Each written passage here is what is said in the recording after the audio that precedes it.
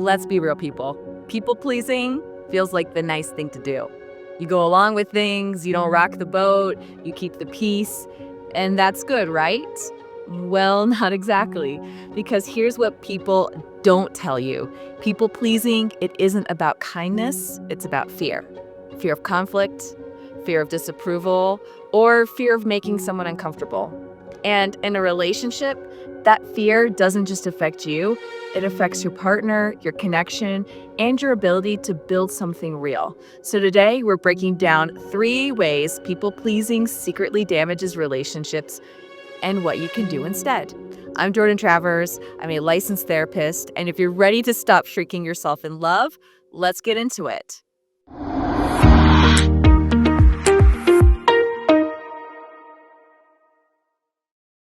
The first, your partner feels like they have to take charge every single time. Let's talk about self-determination theory. It's a psychological framework that explains why we do what we do. And at one end of the spectrum, you have intrinsic motivation, doing things because you truly want to. And at the other end, you have external motivation, doing things because you feel pressured or obligated. People pleasers, they tend to live in the external motivation zone, saying yes, not because they want to, but because they're afraid of disappointing their partner. Now imagine this. Your partner suggests going on a hike this weekend, but you hate hiking. Instead of saying that, you go along with it to avoid seeming difficult. At first, this seems harmless, but over time, it creates a hidden problem because when one person never speaks up, the other person ends up making all of the decisions. They have to plan everything, take the lead, and guess what you actually want. And that gets really exhausting. Even worse, your partner might assume that you're on board with everything, only to realize later that you've been quietly resenting it all along. So, what do you do instead? The next time your partner suggests something that you're not into, try this. Say, that sounds fun, but hiking, it's not really my thing. Can we do a picnic instead?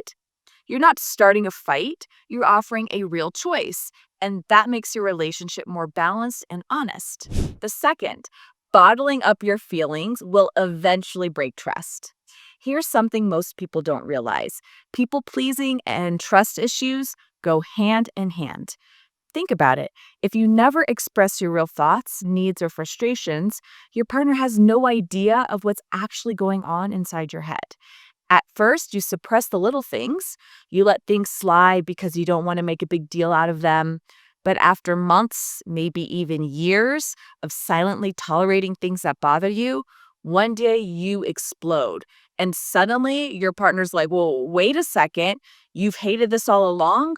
Why didn't you ever say anything? This creates confusion and hurt because now they don't just feel bad about the issue itself, they feel betrayed that you weren't honest with them sooner. According to basic psychological needs theory, people have a fundamental need for autonomy, which means they thrive when their choices feel voluntary and authentic. But when people pleasers suppress their true feelings for too long, they start feeling controlled, pressured, or even resentful, leading to internal conflict that eventually erupts. So, what do you do instead? Start asserting yourself in low stakes situations. If your partner regularly makes plans without asking, try saying, hey, I love that you plan fun things for us, but I'd love to have a say too. Can we decide together next time? This builds trust and emotional safety because your partner knows what you need before it turns into resentment. And last but not least, number 3, people pleasing creates a power imbalance, even if you don't realize it. A lot of people pleasers think that they're being considerate by always putting their partner first. But here's the problem: your partner never asked to be the one in control. Studies show that couples who share decision making equally experience higher relationship satisfaction because it creates a sense of partnership rather than a hierarchy. When one person always defers, always says whatever you want, it creates an unintentional power imbalance. Your partner might start to feel like they have all the responsibility in the relationship, which can lead to frustration, pressure, and even emotional exhaustion. So, what to do instead? Next time you find yourself defaulting to Whatever you want, pause and offer an opinion. Instead of, oh, I don't care, you pick, try, I'd actually love to do X. What do you think? It might feel small, but these moments add up. A balanced relationship isn't about one person leading and the other following, it's about moving forward together.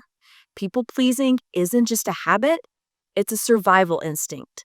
Maybe in childhood, saying yes is what got you approval.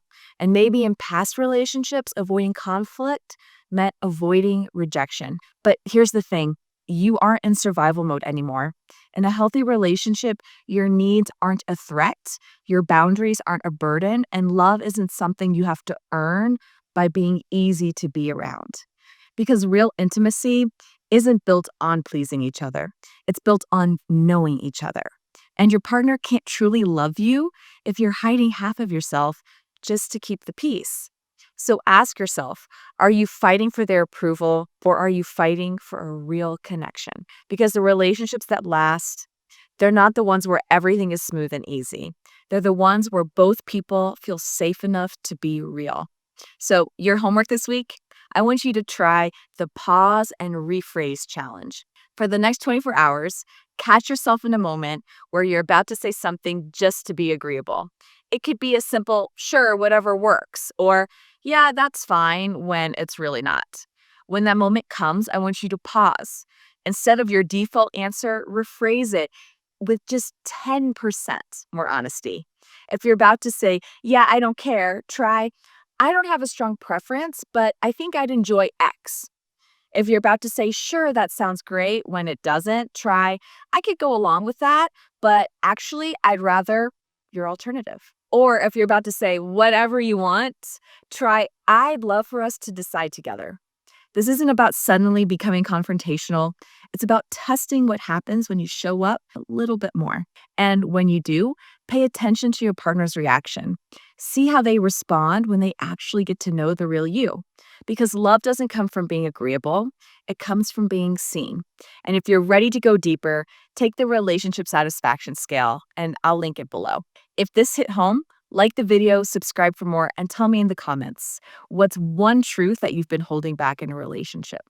I'm Jordan Travers. I'm the clinical director of Awake Therapy, and I'll see you next time. Bye.